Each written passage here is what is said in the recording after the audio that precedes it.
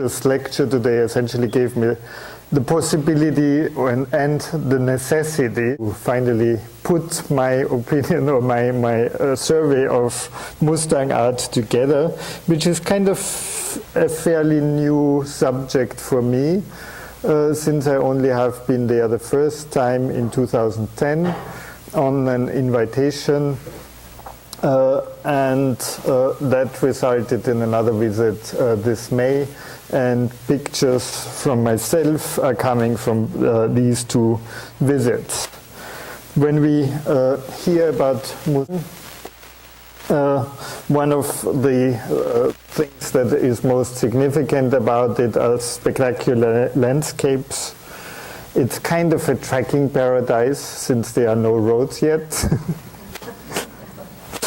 It has a lot of authentic Tibetan life to expect, including, of course, animal husbandry as it has been done through centuries, and agriculture manually, as one can see here.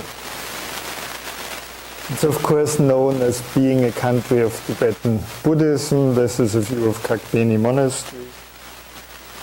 There are stupa clusters and single stupas around the countryside, and of course within the villages around the monasteries you have the prayer wheels, you have the major monasteries like Tsarang Monastery, and with the familiar imagery of wrathful and peaceful nature, and the what I would call happy monks within their quarters.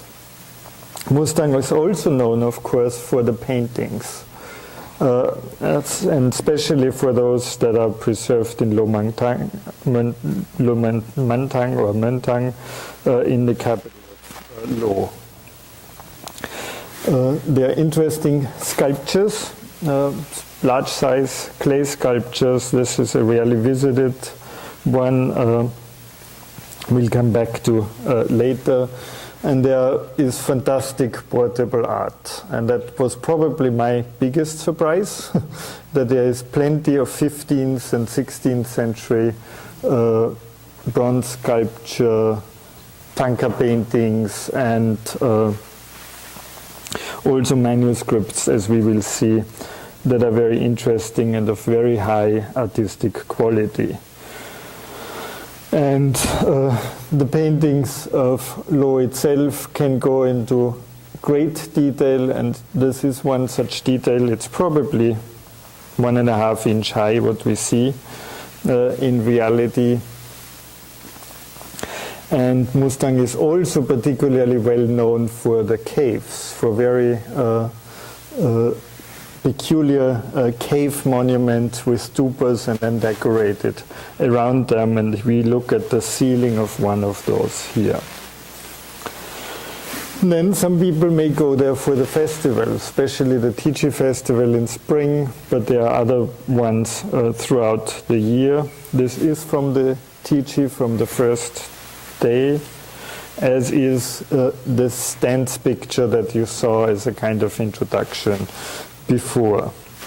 And of course you have the rituals, that daily rituals that go with the monastery, but also special ones. In Tsarang, where they carried the books, the whole library of the monastery through the village for one day. And these are the monks waiting. Mustang is also a place for some, a place for adventure. These are bikers that actually went up to Mustang by bike, or tried to. Who loves his bike carries it, as we can see, especially on this steepest part of the pathway. And then what you also may meet is wildlife, and of course people going there for wildlife. Also, especially so-called blue sheep that you see here. But my biggest surprise, especially on the 2012 visit, were the vultures. And I saw them twice eating a corpse, and they were many, and there was a lot of competition around who gets to eat next. I first kind of introduce you to the region, the locality, and will essentially walk up from Chomson, the airport, to Lomangtang, the capital of the region. Mustang itself is in Nepal, it's in Tibetan, it's called Lo, and it's essentially this region here, north of the mountains. So it is what is called here Western Nepal. What's maybe interesting for later is the whole relationship to the surrounding areas, and especially that this area historically has always been closely linked to the whole western Himalayan area, especially Purang and even Guge, which is quite astonishing given the distances that are between those. Here another map, and what that map shows very nicely that you have a cluster of major monuments in central Tibet, a cluster in western Tibet, and Mustang is really in between. It's also kind of probably the straightest way from the Himalayan plateau to the Indian plains, because it's a north-south valley that is going more or less straight through, which has peculiar effects, especially in terms of weather. It is a windy country. From 10 o'clock in the morning, there's steady wind uphill in Mustang due to that location.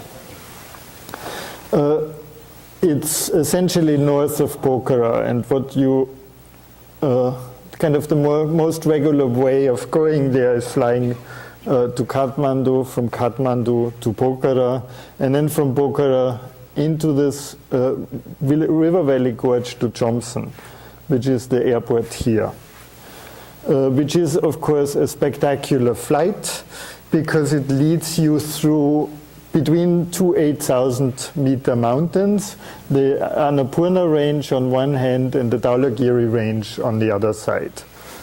And Paul said he still walked that way up the gorge up in the 1980s.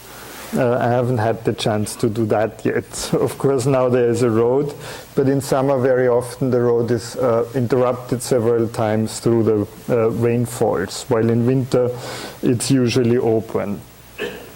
It has been kind of in the lowest area of Mustang, and Chomson itself has been a kind of tourist goal since quite some time. Especially through this Annapurna track. So this essentially is the Annapurna round track that you can do from Chomson to Muktinath and then overpass down. And that's probably what most visitors to do the area. And that's now Chomson again and the area north of it. And what's probably important in that connection is that there's a kind of cultural divide between a lower Mustang and upper Mustang, and which I use the kind of walking up the section of this talk to talk a little bit about the peculiarities of lower Mustang. My flight was a Tara Air, that's fortunate flight, and I give you a direct introduction to how it feels when you fly in there, especially shortly before the landing of it. This is just when you approach Chomson Airport. And that's just, you fly along the slope. Of course, you come closer and closer to the ground there and to the river valley of the Kalikandaki River.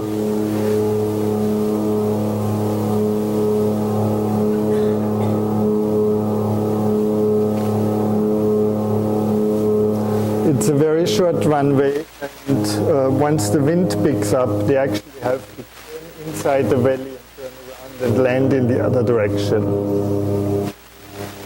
but I got the kind of direct flight, so to speak.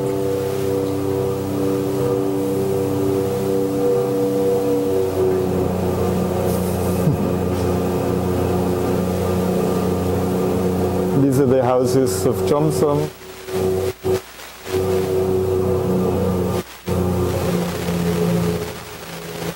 You'll see immediately when we are on ground.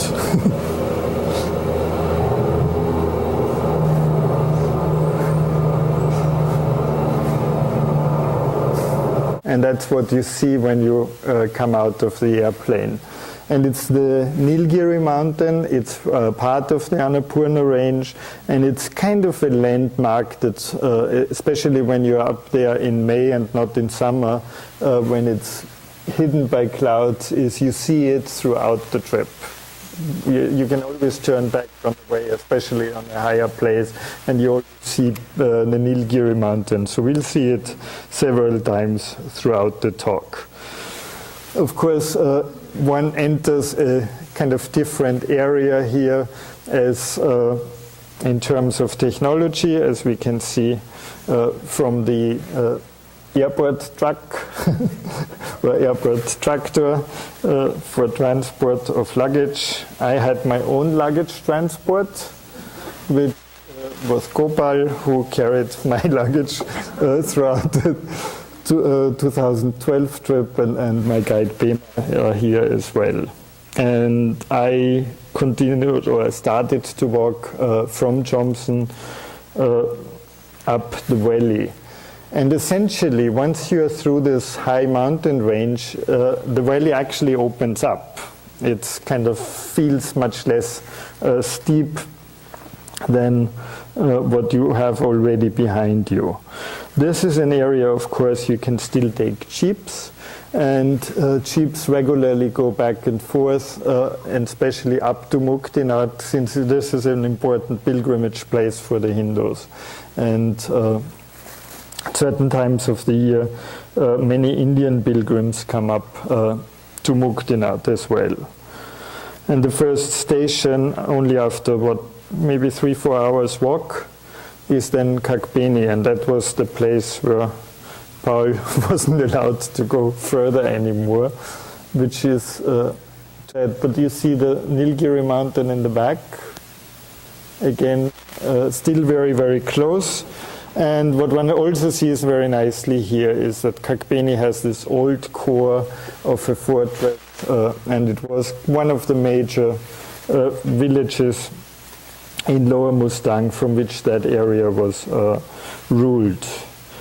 And this is once more this view of the temple of Kagbeni Monastery, and the prayer flags throughout the village. But Kagbeni is really an example for Lower Mustang culture in general, since besides all this kind of Buddhist monuments you find throughout the village, even kind of newly restored, like this gateway Churton or stupa, where you pass by on the way through the village, and the many prayer wheels and other stupas that are throughout the village.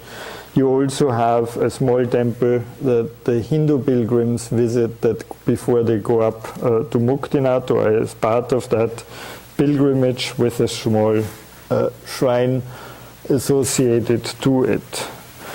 So that's more or less a foreign religion in the village that is also practiced within the village. But then you have also these very interesting figures that I have only seen in 2 villages, and we'll see both of them here. Namely, a female on the southern side of the village, and a male looking north. And those are images from 2010 and 2012, respectively. The male is called Meme, or grandfather. I don't know yet how the female is called. They are obviously related to fertility, and we see here on both of them that in spring they actually have been repainted and redecorated while during the summer they lose some of that decoration. And so the next cycle begins the next spring. And then, of course, you find ghost traps throughout the villages, and especially in the villages of Lower Mustang, where these cults are much more frequently practiced, it seems, than in Upper Mustang. This is the end of, or the checkpost that marks the border of the no-pay area and the exclusive up to Upper Mustang area. From there onward, until recently I think it was $70 per day. Now it's $50 per day fee to the Nepalese government if you want to walk up further into Upper Mustang. From this point onwards, up the Kaligandaki Valley. And that's the view from the checkpost directly.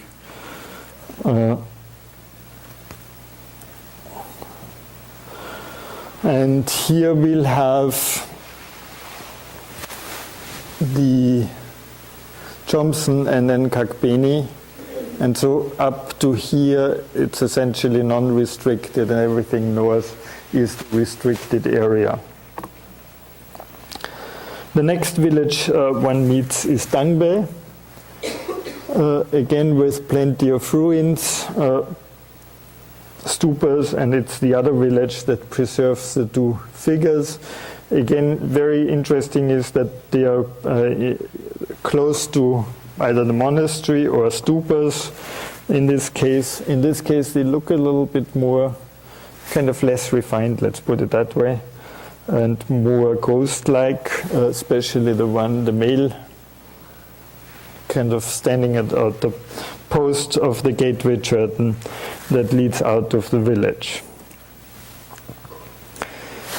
And then you have one of the nice stupa clusters that I already showed is from that village in Tangbe.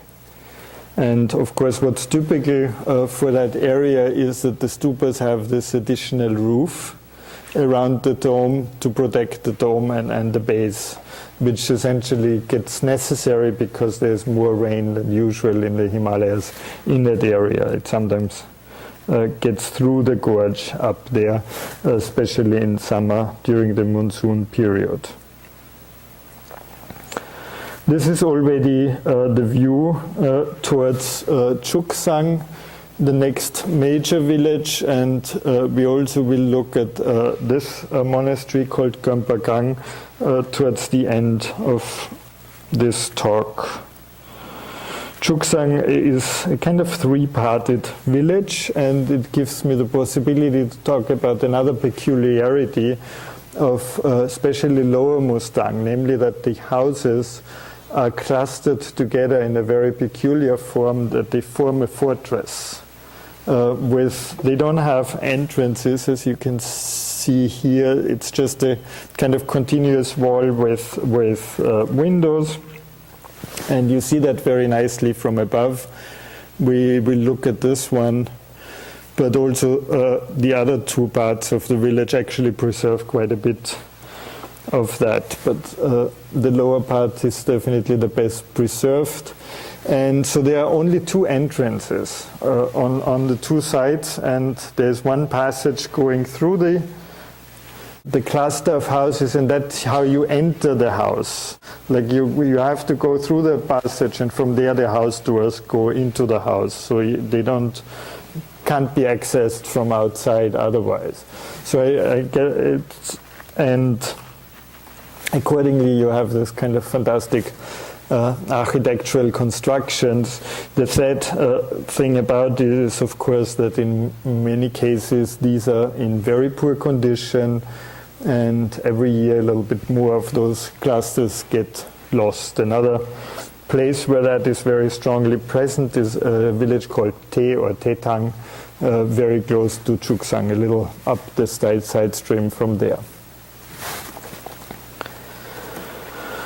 behind that, behind Chuksang, is the so-called Door of Mustang. And that's where the valley becomes extremely narrow and essentially unpassable. But it is being used today as a road for trucks in the wintertime.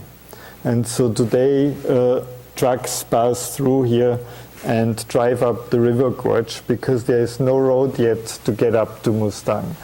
The road otherwise finishes just above Cele, which is the village up here. We'll see one house there.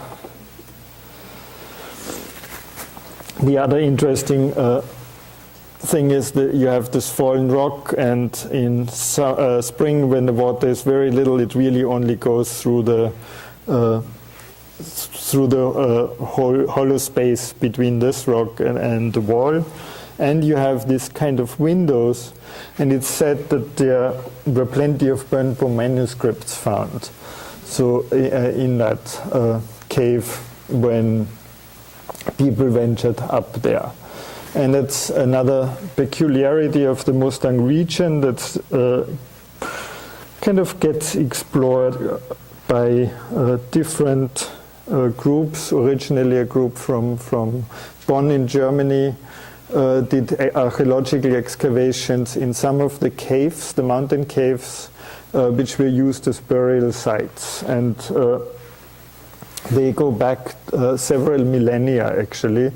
And recently in National Geographic there was another report of another cave burial site, but also other discoveries in those caves. And the caves are found throughout the valley, since the stone seems to be very kind of easy to carve, and caves seem to have been used both for living but also for religious purposes, as we can see on the Luri cave, for example.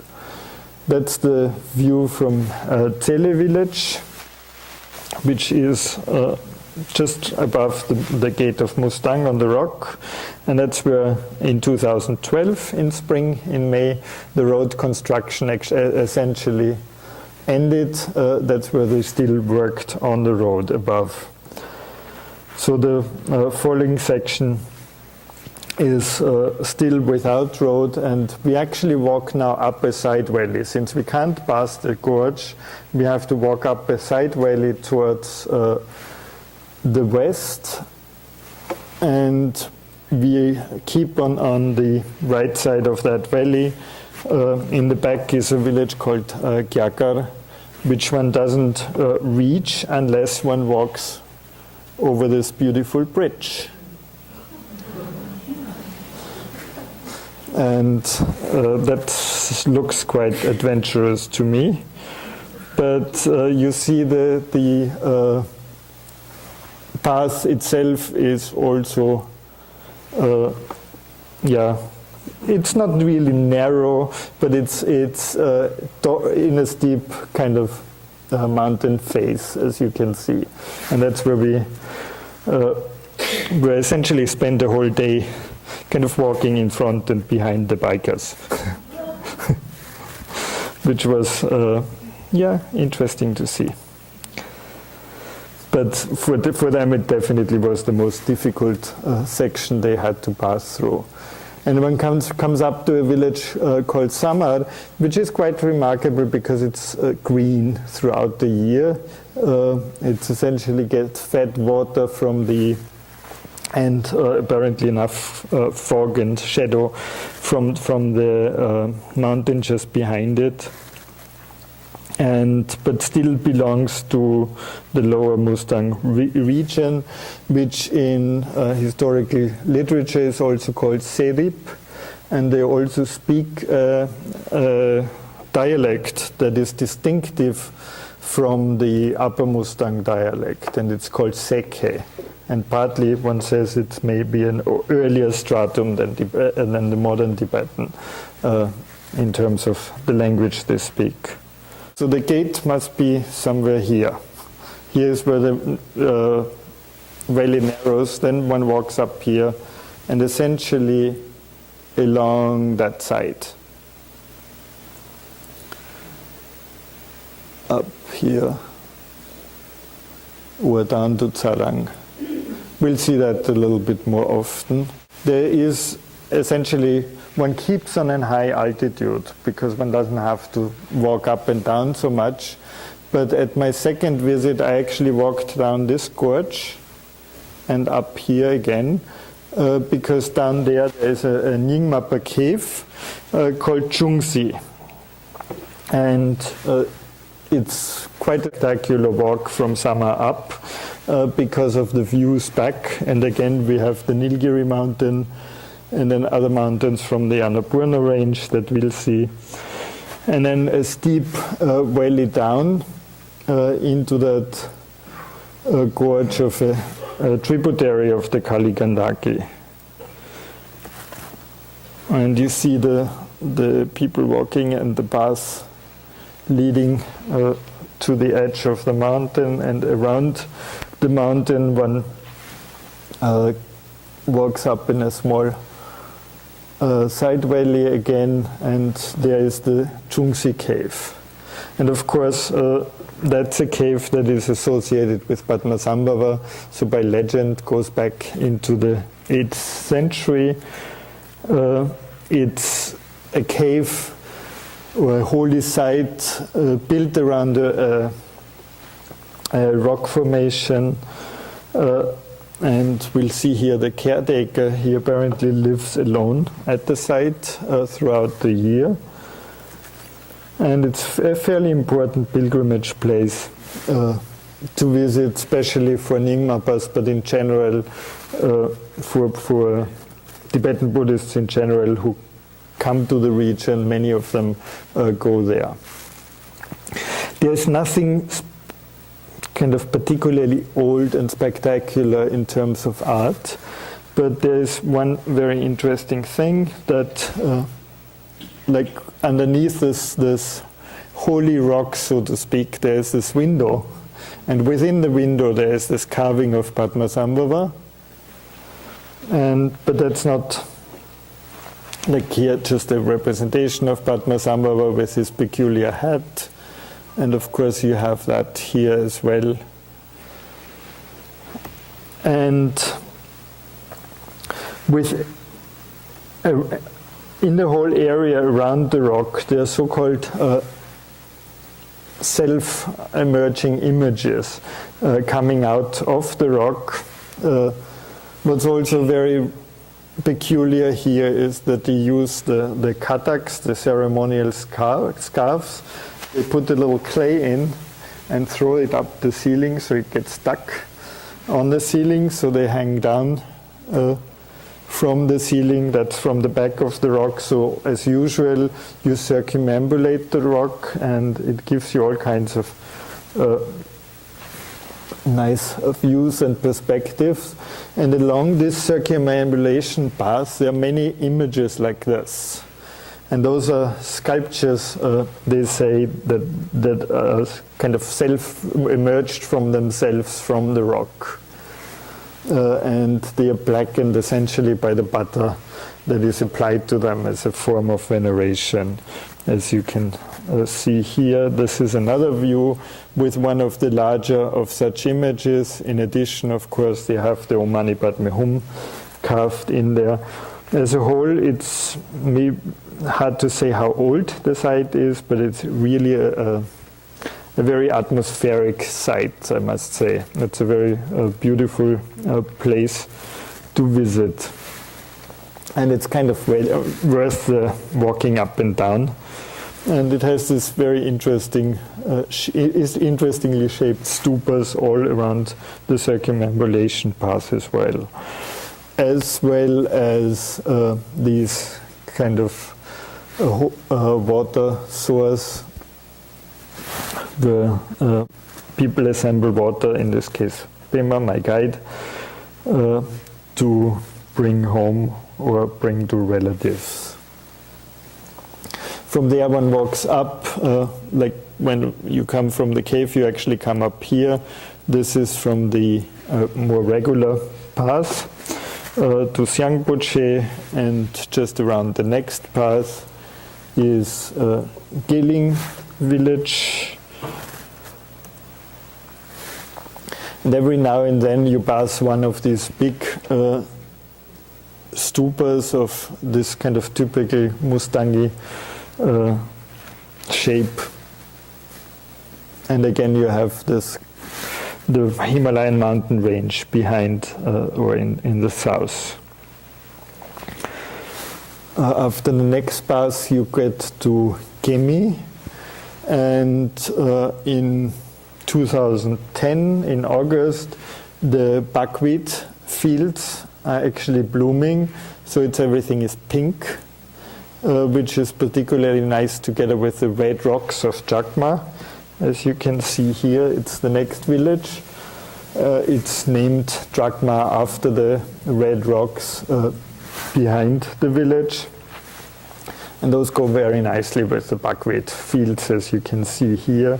What I like in particular also is kind of this demon face up in the rocks of that village.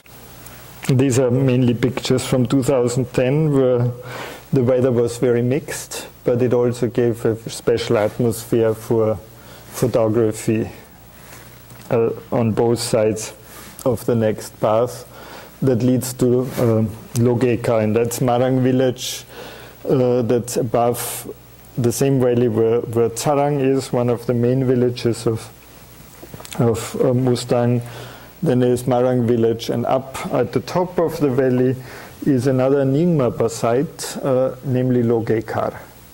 And it's a site that is mentioned in the literature as one of the sites where treasures were discovered. I'm not exactly sure when that was supposed to happen, but it's said to go back to the 11th century. Again, there's nothing to see of that period within the monastery, and in many monasteries they do not allow you to photograph inside, so I can't actually show you more than just this picture, which as in many cases of what I will show you today comes from a DVD that Brown University, a team from Brown University published, and they actually created a website also where you can access these pictures as well. What it shows, of course, is that the paintings are much later, maybe 18th, maybe 19th century, but also that this beautiful bronze is there at this place together with some other early images I've seen in the meantime. Very peculiar are these kind of mounts with their prayer flags. They are not really built like the traditional stupas, but more superimposed terraces, and they fill the whole mountain slope around Logeka. So it's again a very important kind of local pilgrimage site in the area. And from there it's more or less a flat walk via the highest pass. That sounds a little absurd, but it's a comparison. You don't walk up that much anymore to Lomangtang, and then a gentle walk down to the capital of that. And we essentially look north here, and from there onwards kind of one gets a feel of the Tibetan plateau that starts behind it might still inside the valley, but the valley gets more and more flat, and the mountains at the side of the valley get more and more remote, and so one is very close to the top of the Tibetan plateau. And the road from the north side, they built the road already almost beyond Geling and Xiangboche, almost towards Sama, half the way towards Sama. But there is, since several years, there is a direct road connection to the Chinese border. And that, of course, has certain effects on the region as well. And this is the view towards the south with Lo Mang Thang and the mountain ranges in the back. With this, we'll take a look at the earliest monuments. So the earliest monuments that one finds, it's of course a selection. And as with many early art, some of it is in poor condition, but for an art historian, nevertheless interesting. One of the earliest sites is already fairly low down in Lower Mustang, near Chuksang. Essentially directly behind the village is this rock, and I'll show you on the satellite picture, it's just here. Within this rock there is the so-called Mensi Lakang. And you see the entrance here. And that's how it looks when you walk up. You need a ladder to get up there, and it essentially is not really a cave. It's kind of a hollow within the rock, and then a temple built within it. But the ambulatory is along the cave walls, so that's around. It has this very unusual, stylistically quite unusual representation of Green Tara rescuing from the 8 dangers. There are the 8 4 fields on each side, which has been dated from the 8th to the 11th century. Sadly, my picture is not really that great that I can really work with it. It has this nice clay sculptures, especially the main one of Vairocana on the main wall, and then you have the other 4 Buddhas,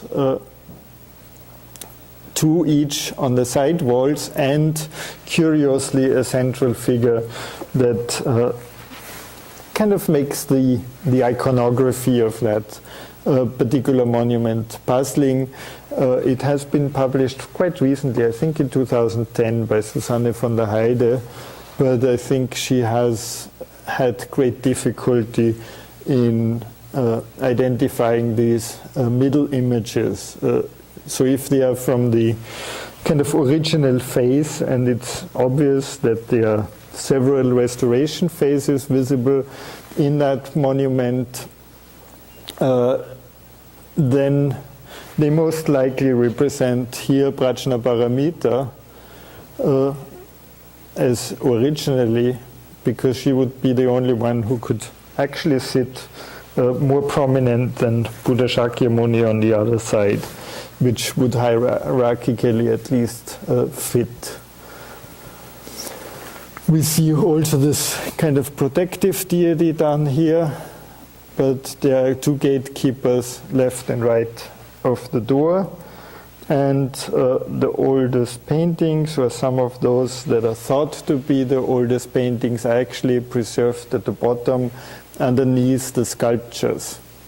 And this one is the Siddhartha cutting his hair, and it's just represented here. That's just the detail as it has been published. And here's the main frame of the figure. That's for me definitely the most spectacular part of the monument, and the most well preserved. And luckily they didn't repaint everything, just the elephant, because some of this kind of original paint is very nice. And it's also quite unusual that you have the nagas coming out, the snake beings coming out of the mouth of the makaras at the sides. So you have the 2 here. So you essentially have to imagine the Garuda holding the naga, and it goes through the body of the makara. Time-wise, the temple has been attributed from the 11th to the 12th to the 13th century. Especially the paintings have been attributed to a fairly early period. If I compare that with Ladakh, I get more or less to maybe 1300, late 13th, early 14th century, so quite substantially later. It's definitely for the clay sculptures, even if those are not the same workmanship, it's really striking how the same construction has been used in the Sengelakhang in Lamayuro, which is one of the earlier local Drigong monuments in Ladakh preserved. The original painting behind the sculptures probably was of the same time. I didn't really take the picture with that purpose, but here behind you actually see, after some cleaning, this kind of original tail of the Makara and the first kind of volute behind him. So it seems that they are very close stylistically, and that would fit quite fine. In the upper area, that's always a good area to check for original paintings. The Buddhas seem to be fairly original, but they show features that only really come up in the 13th century, like the rosettes above the ear. Does one see them properly here? Just here, one here. And the way the dress falls and so on. And then I have found some other interesting comparisons to the narratives. I'm sorry that this gets so blurry. Wear similar turbans or headdresses, or have their hair bound in a similar way as in the Mangyu Life of the Buddha, which is a late 12th, early 13th century monument of course, considerably higher painting quality. But again, even in the school episode, the composition is strikingly similar, even down to the shape of the seat of the two. And that's another detail of those.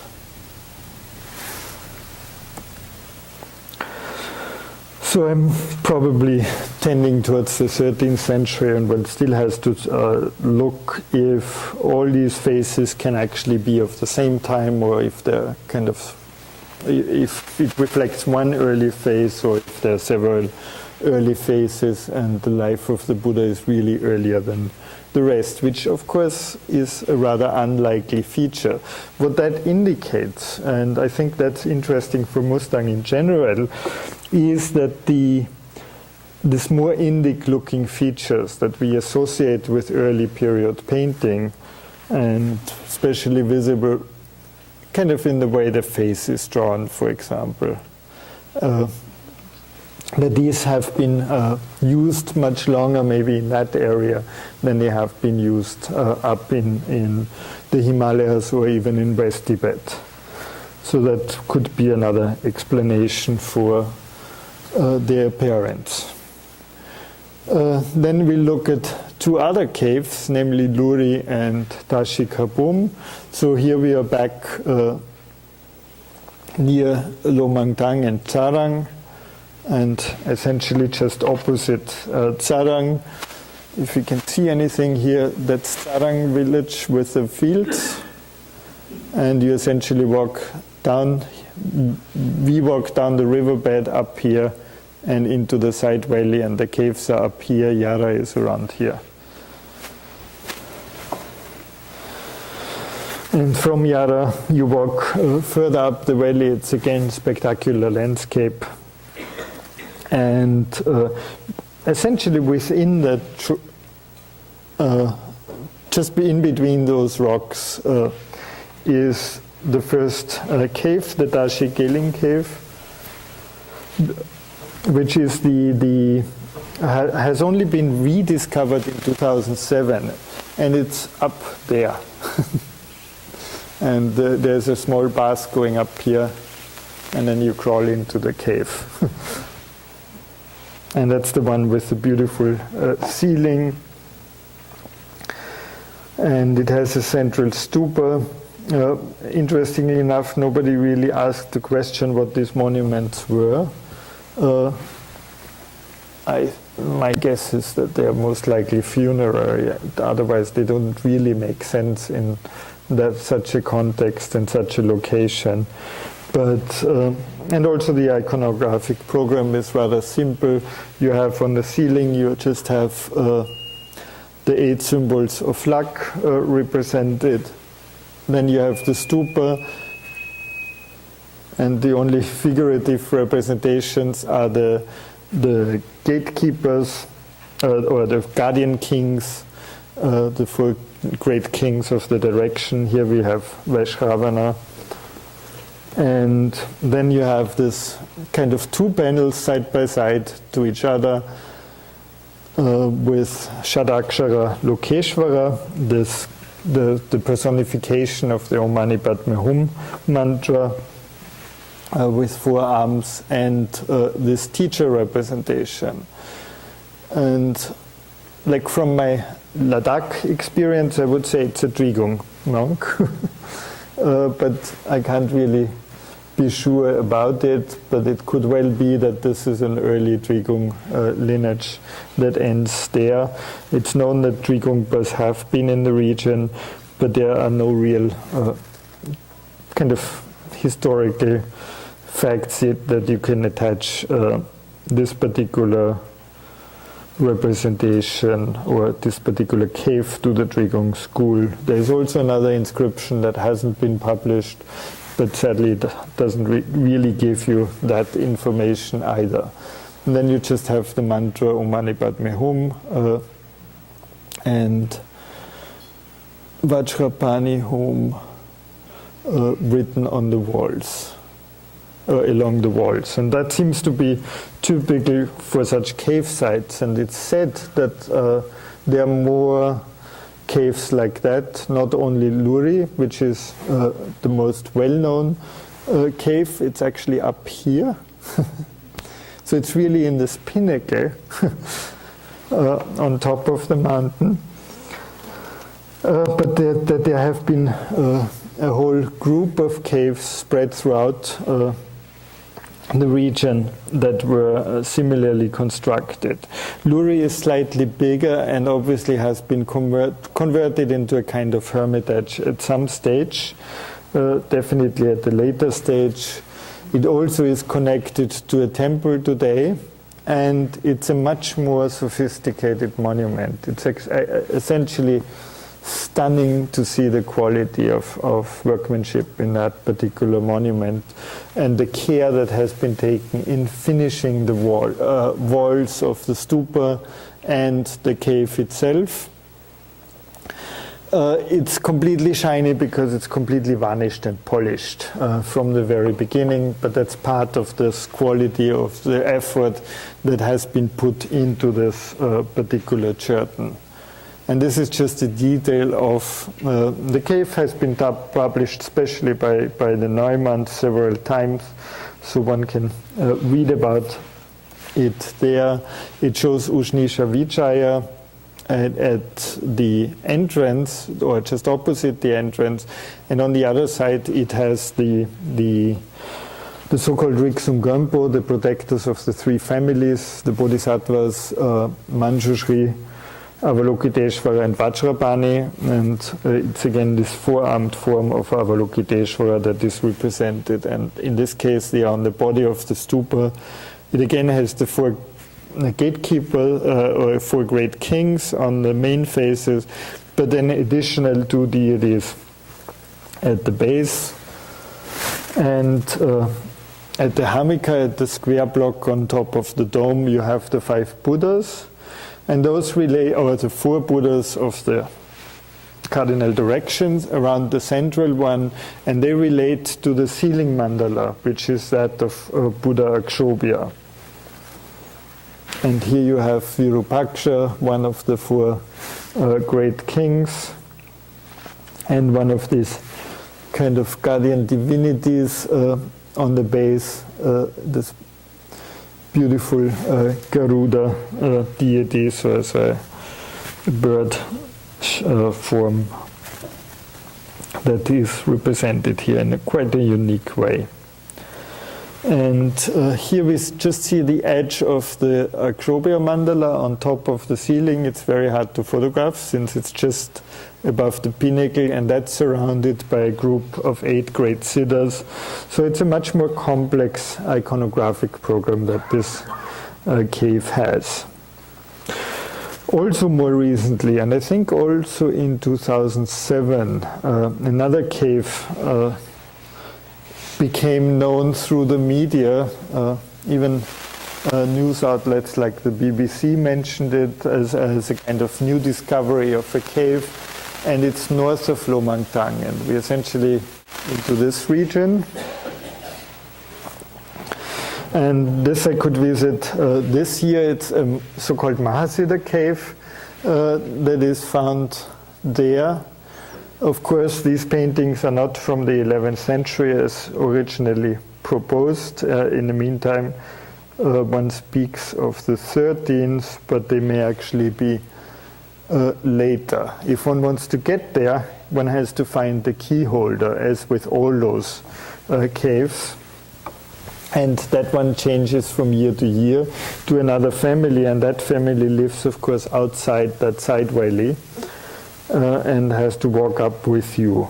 And this gives me the possibility to show you one kitchen interior in the region, and actually with a very nice traditional clay stove, which are very hard to find today. They are usually replaced by iron stoves. And then you walk into the side valley, and you essentially walk into the valley. You pass by this kind of ruined stupa, and then up here onto the ridge. And once you're onto the ridge, you can't believe your eyes. The landscape is just spectacular. I've never seen anything like that. The only problem is that one realizes that actually one has to go through that at some stage. Namely here, the door they introduced to kind of be able to charge a ticket fee. They actually made a door in the middle of this slope, and that's the key holder that came with us, and then you walk down the valley and up here where the ruin is. That's the view back. We'll see the door down here. And in the path, it's of course winding back and forth because that's a fairly tricky area. And it's actually a miracle that somebody could discover that cave or rediscover that cave. And of course it was a shepherd. And on the top there are quite a few ruins. As you can see here, there's a temple ruin, there are stupa ruins, at least 2, maybe 3. On the other side there is signs of an old fortification wall, which we also see in the foreground here, and we essentially walk down here and then down the slope into not too far down to get to this kind of very elongated cave, kind of flat into the mountain. And that's how it looks like, and we now look towards the south. That's the south wall of the cave. So on the front side, on the east side, the cave is completely open. Then on the west side, you have the paintings. And then you have essentially a southern part and a northern part of the cave. These Mahasiddha paintings go around the corner here and end here. Then you have this niche and the triad of Vajradhara flanked by Avalokiteshvara and Green Tara, and that they actually were once very, very good paintings. You can see from this detail of the jewelry of Avalokiteshvara as far as they remain.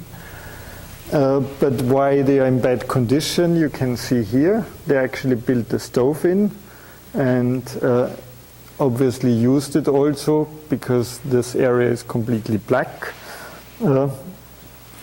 And in this niche there's a teaching lineage. And of course that's important in terms of identification, and it actually turns out you can't really see that much, but if one analyzes them, it's actually standard Kagyu lineage with Vajradhara, Tilopa, Naropa, Marpa and Milarepa in his white dress. But it ends with red hat lamas, typical for the Sakya school. So the school attribution of this cave is not completely clear from that lineage. And that's the last teacher that is represented, and I think it's the 15th or 16th, and so it leads kind of quite straight into the 14th century. Since not much has been published about this cave, I looked at it more carefully and kind of photographed it through very quickly at my visit. And what's interesting, of course, is you have the 3 layers of Mahasiddhas very systematically distributed, and you have these inscriptions underneath. And they actually identify the Mahasiddhas, and what has been published in this regard was essentially misinterpreted. And it turns out these are the classic verses of Vajrasana that are dedicated to the Mahasiddhas, and all of these verses just end with the same kind of veneration formula in which the name of the Siddha is mentioned. So the last one was Kanarupa. Here we have Dhammarupa, for example. And this other picture just gives you an idea of the quality of those depictions. The painting is really what one doesn't realize immediately is that this is actually not the cave background, as I originally thought, but it's the painted background of the same color as the cave. And it's grounded white underneath.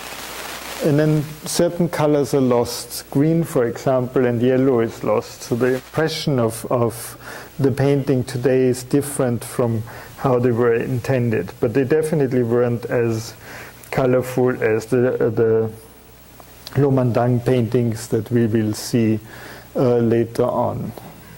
And here's one of those inscriptions in relation to this teacher. And so that's essentially how every verse ends, and that in comparison, of course, not all these inscriptions are as well legible, but in comparison to the known textual sources, you can actually reconstruct how they are organized. Which means that from this side onwards, from this figure onwards, we have Dengipa, which is number 31 in the usual Vajrasana list, and they are to be read from right to left, one row after the other, all of them from right to left, which of course is unusual because you would expect in the direction of circumambulation. This of course begged the questions, where are the other siddhas? And I originally thought those can't be it, those are just teaching monks, and they are larger size, but in fact they are the remnants of the other Mahasiddhas, because the first one represented here turns out to be Nagarjuna. And of course that can't immediately be seen, but only after careful inspection one can see the snake body, kind of these lines of the original snake body that kind of identified that particular teacher. And then you have this beautiful snake in the tree as well, that gives you another hint in that direction. And then it also turned out that this, accidentally, the number 15 in the list is Naropa. And Naropa is also the one represented in the lineage. And in both, they are not very nicely preserved, but in both, one sees that he has the hands raised to the side and some red textile or skin held towards his back, so that is in the background. And that's the same in the lineage as well. So that gives you the certainty that it must be Naropa that is represented even without inscription, and even though this is a rare form of his depiction. And so that makes clear that the 15 cedars were represented may have continued around the corner and along a wall at the front side of the cave. Then the direction of this side, so to speak, makes sense, that they relate to the central Vajradhara, and of course that's the most frequent representation, that iconography of the 84 Mahasiddhas anyway, that they represented around Vajradhara, as they are here on this tanka from the Rubin Museum. Another interesting question is, of course, what was this cave used for? And obviously it's a bad place for water. You up on the hills in a very dry year from one of these valleys that flank either the valley we walked up or the valley further down, one can see down from the cave. So it doesn't really be a suitable place for a monastery. But the temple that we see here in the picture, the square, the ruins, the fortification walls and so on, which all indicate that it has been kind of used more frequently, and one of the or the main options probably that it has been a hermitage. It's also quite remarkable that the whole site is essentially marked with stupas on the way when you come up, and you see another one down in the valley from uphill. So I think in my interpretation the most likely usage of that cave is that it was a hermitage originally. And what would be a better kind of context than also interesting in that connection, and we saw them in the Mentilakang, are these very peculiar kind of pedal-shaped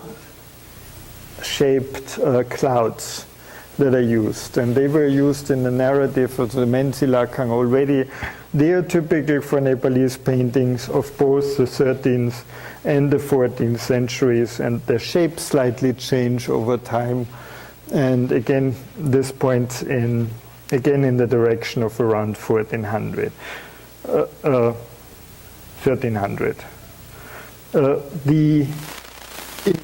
To the other caves, if one compares them, my impression is now the following. That's kind of a working hypothesis, essentially using the throne backs and the way the crowns and the jewelry are represented as indicators that the Luri cave is probably the earliest before the Dashikapum cave that we have here,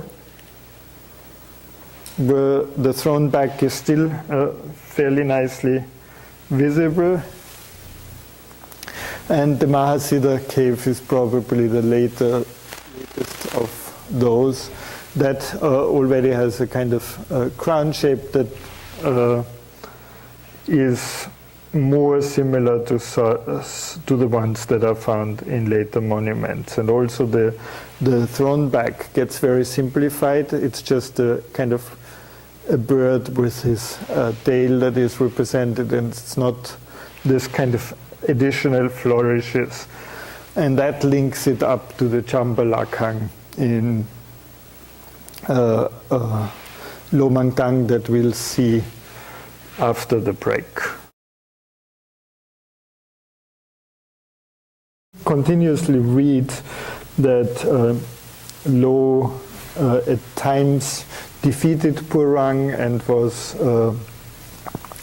and ruled Purang and got tributes from there in other.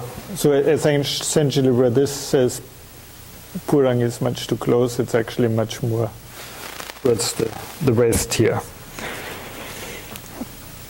And so one continuously reads that this kind of competition between these different kingdoms. And of course, once the Lo Valley or the Mustang Valley was under a kind of unified rule, trade, all the profit from trade could remain in the country itself. And I think that enabled these major monuments to be built through the connection to China, which obviously was still a prominent connection. Amebel also invited Ngorchen Khyentse Sangpo. And so once he conquered, he killed all his rivals, conquered the countries, he turned religious, as many of these rulers do, and invited Ngorchen Khyentse Sangpo, which was one of the kind of major scholars of the period within the Sakya school, and the founder of a sub-school of the Sakya school, namely Ngor. Ngorchen Khyentse Sangpo was also a lover of art, or at least the school is known for its exquisite art donorship, and Ngorchen Khyentse Sangpo himself as well, as we will see.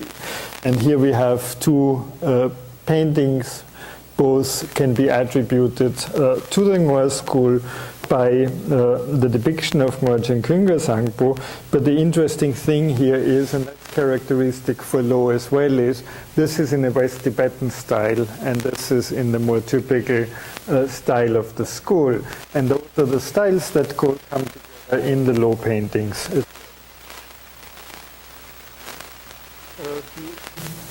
He visited Lo 3 times in his life. He was more active in Tsarang, and that's a view from Tsarang, and we see actually the Tsarang palace as it looks today through the gate of the Churton and the monastery of Tsarang here, which was restored in 1427 and consecrated by Ngorchen Khyentse Sangpo. Kakbeni was approximately the same time, 1429. Of course, nothing but remains maybe the core of the architecture of the temple may go back to that period. But this one wasn't founded by Ngorchen, he didn't come that far south, but by another Sakya master called Tempe Gyaltsen. At the second visit in 1426, for example, Namgyal Monastery was repaired. So it's an older monument. It's a monastery that is very close to Lumendang, just a little west of it on the hill. And we see a picture from 2010 here. But most importantly,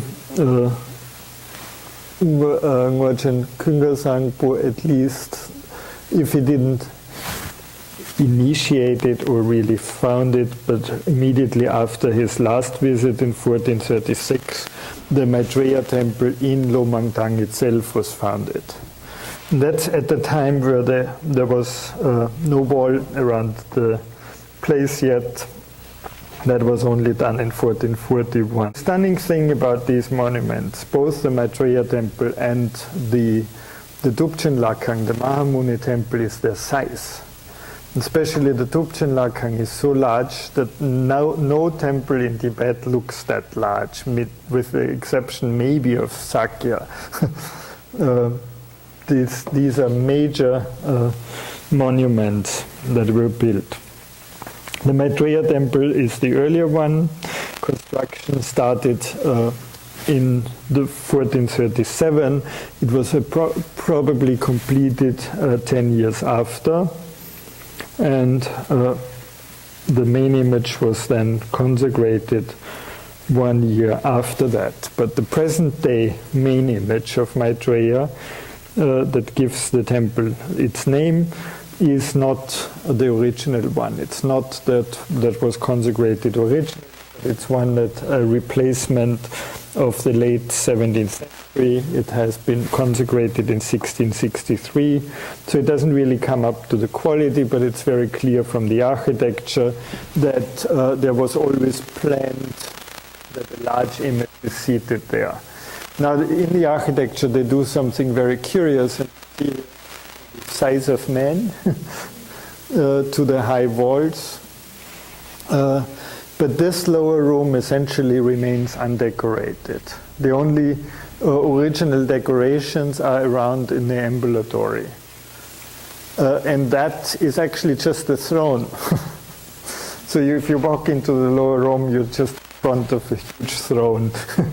Temple, in a certain way, is really the next level, where you have the Yoga Tantra mandalas represented on the walls. And then you have a third floor with the Anuttara Yoga depictions, the highest Yoga Tantra depictions. And those, kind of that layering is very typical of contemporaneous monuments in Gyantse, for example. So it's a very standard system that one employs here. And also that the Yoga Tantras are still so prominent, it can also be compared even the Kumbum monument, all these lower parts are actually all Yoga Tantra and spread out in very elaborate ways and still kind of understudied. In the lowest part, the original paintings were in very poor condition and have to some extent now been restored or rather repainted.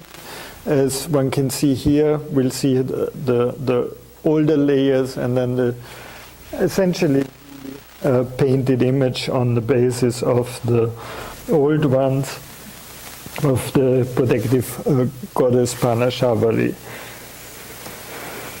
On the second floor, then you have the diverse Yoga Tantra mandalas, and it's a very complex room that hasn't entirely understood yet, like the mandalas are always easy to identify, but what the actual source for those depictions are is a very tricky matter, and there are some very unusual representations. Very common, in contrast, is this Dharmadhatu Vagishvara Manjushri mandala that is represented here. So they are mandalas from the Yoga Tantra cycle of the Sarvatathagata Tattva Sangraha Tantra, the Root Tantra, for the Yoga Tantras, and from the Durgati Parishodhana Tantra. As for example this mandala of the 8 great Nagas that is seen here, and the detail of it that gives you some idea with what detail these wall paintings have been executed. And these pictures are before restoration pictures that are shown now. Amitayus mandala, again from the Durgati Parishodhana Tantra. You see mandala borders the others, so the whole all three walls, side walls, and the side sections of the main walls flanking the main image are filled with those. And actually the best quality paintings are directly to the side of the main image, and here even the painter left his inscription. And they are just the most refined in terms of detailing.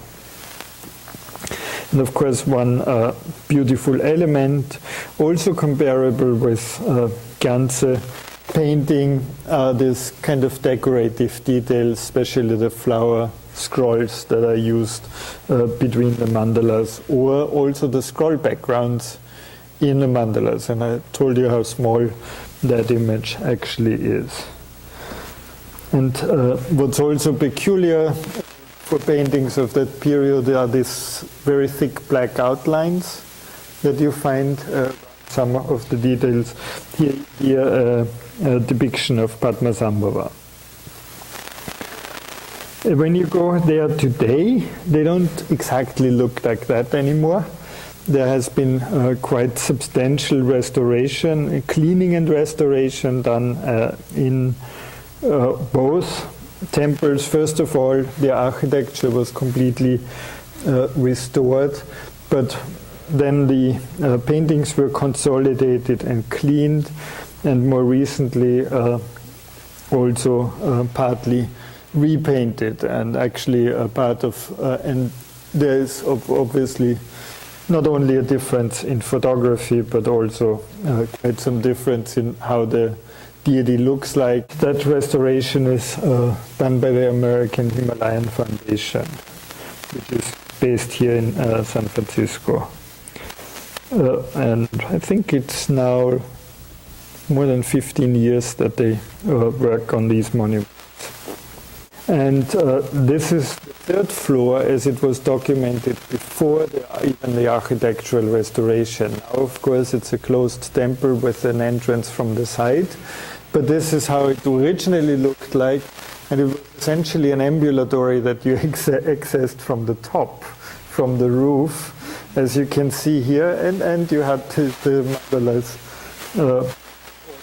The mandalas in the third floor are not of the same quality, not of the same refinement, and obviously have suffered much more over time, as you can see from these pictures. But their original quality well visible from the details. It's a much more sketchy, much less kind of detailed drawing, but still fascinating, especially this Ganesha couple seated on the rat or the naga that you see here. And the mandalas themselves have been quite in kind of diverse conditions. Again, 3 of the 4 walls now are largely restored, and in this case practically all damaged sections have been painted in as well, and partly even the background, as one can see here. These mandalas, of course, in both stylistic terms but also in the interest, do compare to a set of paintings that Ngorchen Khyentse Sangpo himself donated or sponsored in the memory of his teacher.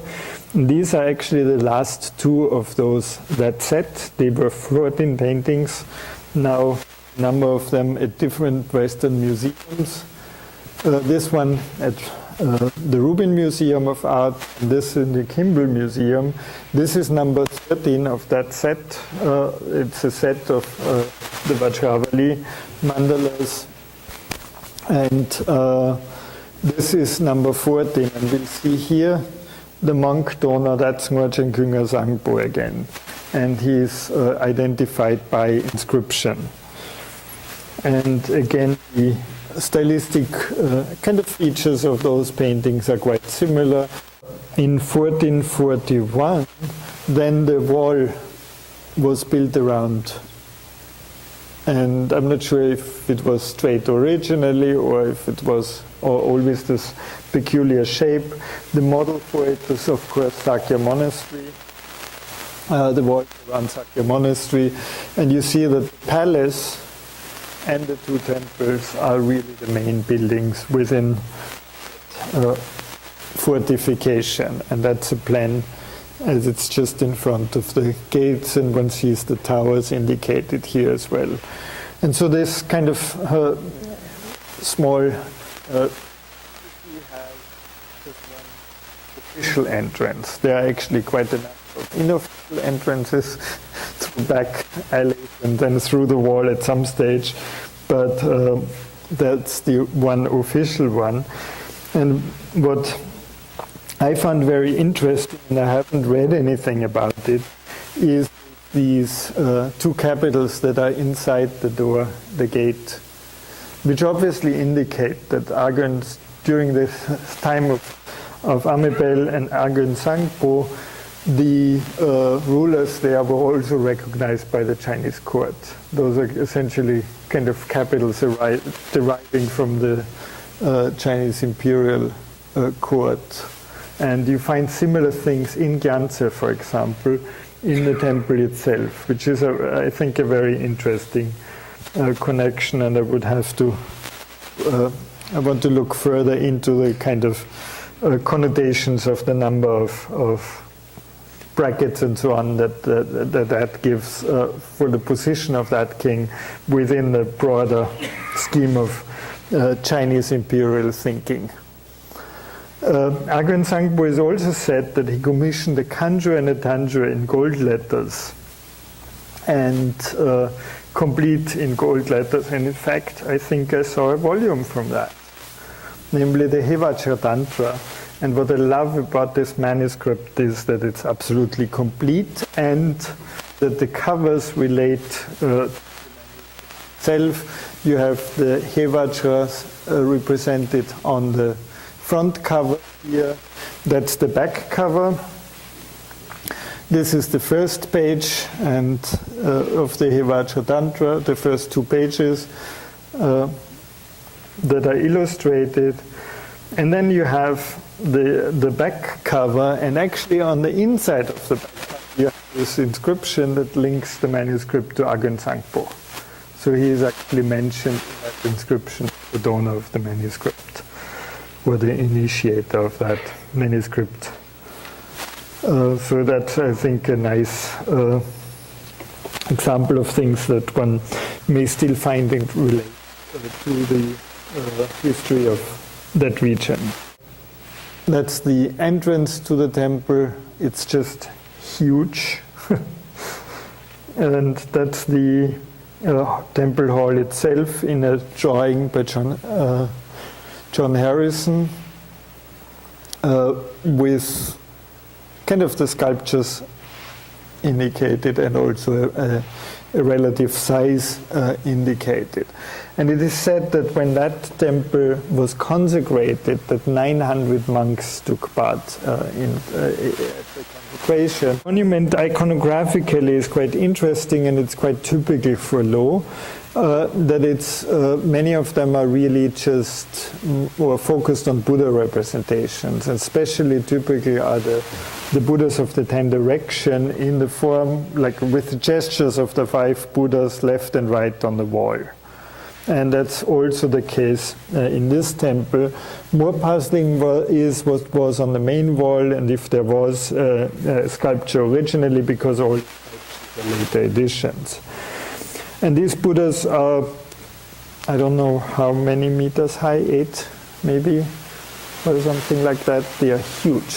And so essentially the lotus, I think, is on, or somewhere here is eye level when you stand in front of them. And then they are kind of gilded and very nicely with very nice gold relief and so on. So it's very high quality painting. And in the entrance area we have the 8 great bodhisattvas, and here the same bodhisattva before and after restoration. In details, of course, you see the quality and the raised gold paint of the jewelry.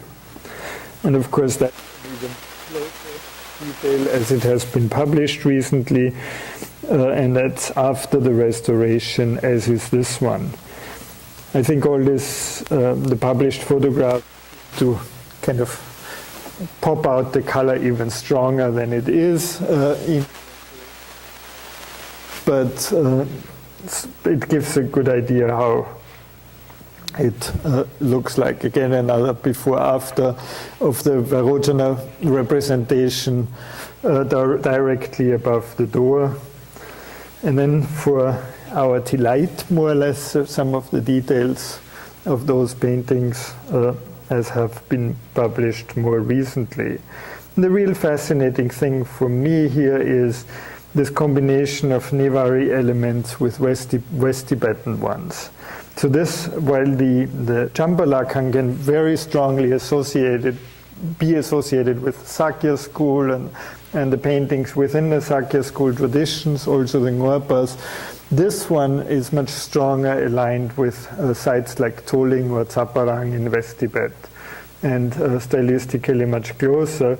But then it has curious elements like this so-called Kirtimukha, that clearly is a Neva element within that painting style. And here just another picture of the smaller figures underneath this protective or row of protective deities that is represented there. And there is also quite a number of inscriptions throughout the temple, which are sadly not too informative about its history. The sculptures in that temple, actually what is the fact today is that the 8 bodhisattvas are preserved completely, but from and one of them is still on the side wall, on the entrance side, but then the whole right side wall is essentially not original anymore. And the present day right side wall is one bay further inside the temple than it originally was. And that was due apparently to major damage of the temple due to an earthquake.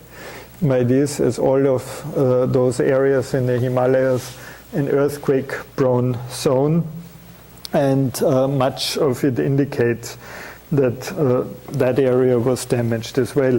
And one of the remarkable things where you recognize that is both temples, you actually walk down considerably. And we all know from archaeology that what it means, that it's a much older stratum of the village or of the city preserved within the temple itself, because its ground level is much lower than the ground level of the surrounding village. And so the surrounding village was essentially filled up with debris of previous houses, probably collapsed on site. The temples, one is usually not allowed to photograph, but I can show you one example. What you may find there, and this is a rather extreme one, because there is everything kind of stuffed together in this small space, altar space of the temple, and you have whatever 12th century, 11th century West Tibetan bronzes, some 13th century halo, maybe trigon context together with a stupa form that is typical for Mustang. I think only here we find these bases with the pointed ends. All around, and they were keen to do these stupas, so you find relatively many in the different monuments. So the 15th and 16th century were really the flourishing periods of the Kingdom of Lo, and from then its influence essentially got less and less. Its profit from trade got less and less, but nevertheless, in the country continued. And this dilapidated building is actually a part of Tsarang Monastery, and it's the old temple of Tsarang.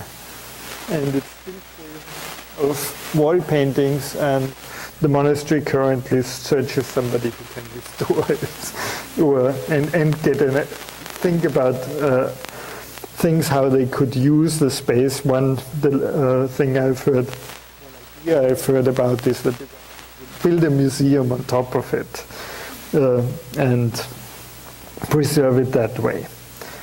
But this is one of those later monuments with quite beautiful paintings, rather hard to photograph because of the varnish.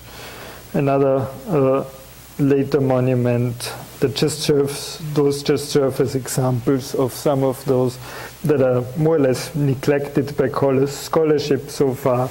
Other side, so if you go there in summer, you can't see it because the river is too high, so you can't cross it, or it's all very risky to cross it, so nobody crosses it. But in May you still can, and you find this really very kind of scary structure in a scary condition, but it's essentially full of paintings. And there's a very large sculpture in the back, and it turns out to be a Nyingma monument that has this Maitreya sculpture as the main sculpture. But then murals that are essentially just dirty, but of very good quality and fairly good condition throughout the main hall. And this is an iconography. I haven't even tried to trace it down yet. I haven't seen it before. And it's fairly unusual. Here is the kind of a plan of the temple as put together by. And here's another detail of that Gambakang temple. Would be worth a study, especially because such comprehensive Nyingma iconography is actually rare to find. Another kind of accidental find you may see throughout this painted curtain in Tangye. I actually walked in 2012, or this May, I walked down the other side of the valley. And Tangye is the village where you pass by.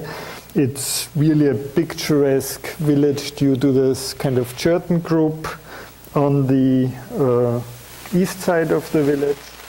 And in this one, you actually find painting, not too much preserved, you think, when you look on the ceiling, but actually quite nicely in some details. So that's, and I just documented the whole and put it on my website for somebody to study from the region as well. Like this Bhakbalokeshwara, that's a specific form of Avalokiteshvara, an image that is found in the Chokang, that it has been copied very often and in wood. And this is a especially beautiful example due to the frame that it still preserves. The other one is a very interesting composite of the 17th century of a Kashmiri bronze with a much later halo by a Nevari artist that is again inscribed on the base of that bronze. Have very nice kind of sculpture, papier-mâché sculptures like Padmasambhava and his two consorts here, or some Morpa scholars as they are represented here. But partly these sculptures are found in structures in very poor condition, especially palaces that are not the main palace, but the royal house has several palaces throughout. Last section, which will be rather, namely some, to give you some impression about the modern times. What was very stunning this time was the kind of emergence of illy coffee. They actually have the taps with the plastic around, and that ends in the landscape, of course, because there is no rubbish disposal yet, even in Lomanda. Dark interiors of kitchens where you have your meals throughout the trip. But some of the rooms can be quite nice. That's again my room in summer, in the morning when the sun comes in. And we saw already the adventure tourists before, here in a group picture, before they actually go up the steep kind of restorations going on. Biggest certainly, and probably the biggest throughout the Himalayas. The cleaning in Logekar. I'm hesitating because I was thinking what happened here to the paintings. But I guess it's just dark because of the bronze, because it's so shiny now after restoration or after cleaning. And so the painting disappears. But in any case, those paintings were cleaned as well. But of course, these restorations, like if restoration work is done, such kind of the preservation of the old is usually only done when Western money is involved.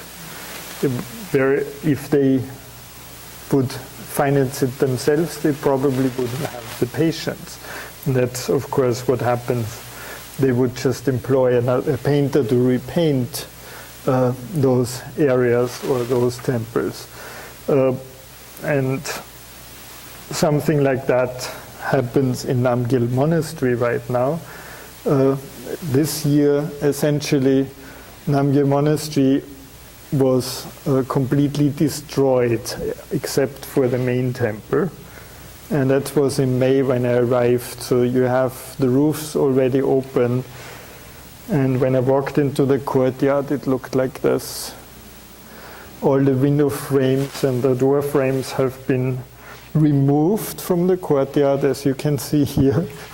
All the ceiling planks and the wood has been removed because wood is a very precious thing up there. They will be reused in reconstruction, but they want to reconstruct the monastery in concrete, of course.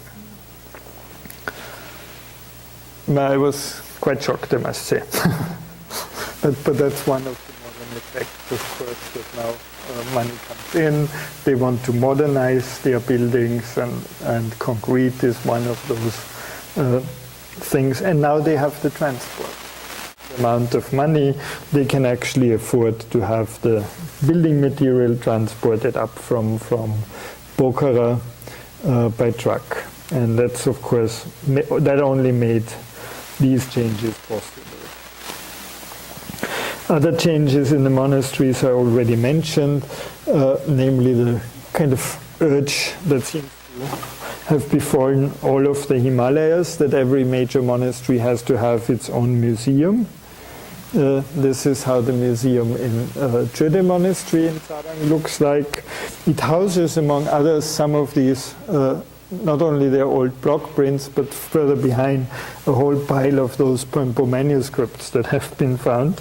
And sometimes old traditions are combined with new ones. This is some defense of bad influences. I have no idea what exactly, but you see all these different animal parts together with a booklet and an air ticket. That's just above the entrance when you enter the house. So you literally get your head under this. And what I was surprised also, in contrast to Ladakh, for example, on festival times, they don't really wear their traditional dress. What they would do in Ladakh, for example, to get out their old dress and show it, no, they won't do that even in the festival. And in part, that made kind of the Tichi festival look like a tourist event, or mostly a tourist event. And of course, in everyday dress, I think Chinese dress now is much more prominent. Cheap dress coming in from China through the road that is now possible. Well, the only one who looked more traditional actually lives in New Jersey. And this is another astonishing fact, that essentially Upper Mustang has 31 villages or so, and at an average, 10 people of each village live in the area of New York or New Jersey. So it's quite astonishing, and there are more than 1,000 people from Mustang as a whole in the area of New York and New Jersey in the meantime. So and of course that links or goes together with their tradition of working as traders. So traditionally they went to India in winter and did some trade and went back in summer to Mustang. And that of course was from the kind of their original trade culture, which essentially enabled the riches in the country originally. And so they seem to be fairly mobile. And I once brought them to the Rubin Museum. For a group of Mustangists from New York. Also interesting, of course, is that Chinese items get more and more prominent, even with more traditional things, like a Tibetan carpet with the panda bears, or kind of pseudo-Tibetan carpet with panda bears. And of course, rubbish is a problem, especially if they sell whatever noodle soups, this kind of 2-minute noodle soups in these big plastic bowls, and they end up in kind of this small water place just underneath the Tsarang Palace. And so the Prince of Mustang and his clan in the end, which essentially rules much of what is going on in Mustang itself and much of the tourism that is going on, kind of face great challenges in future. Thanks for your attention.